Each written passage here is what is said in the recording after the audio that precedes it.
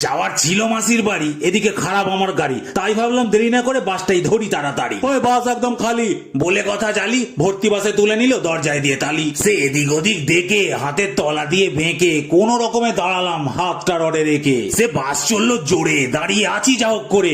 ও দাদা ভাড়াটা দিন, কন্ট্রাক্টর বললো এদিকে ঘুরে। একটা হাতে রড ধরে আর একটা হাতকে মুড়ে ভাবছি আমি এভাবে টাকাটা বার করি কি করে। সে যা হোক করে বেঁকিয়ে পকেটে হাত দিলাম ঢুকিয়ে, এখানেই তো রেখেছিলাম, আর একবার দেখি ঝাঁকিয়ে পাশের লোক উঠলো বলে, দাদা আমার প্যান্টটা যাবে খুলে, আপনি মনে হয় আমার পকেটে হাত ঢুকিয়ে দিয়েছেন বলে। বললাম দাদা সরি, ভুল হয়ে গেছে ভারী, ভিড়ের মধ্যে বুঝতে পারিনি, তারপর নড়ছে এত জোর গাড়ি। এক হাত দিয়ে যা হোক করে মানি ব্যাগটা নিলাম ধরে, কি বলবো গো বাসটা ব্রেক মারলো কি জোরে। সে হড়কে গিয়ে চলে দিকপাত সব ভুলে, চোখ খুলে দেখি বসে আছি আমি সামনের কাকুর কোলে। সে বলে ওরে হতো ছাড়া, তোর এত বসার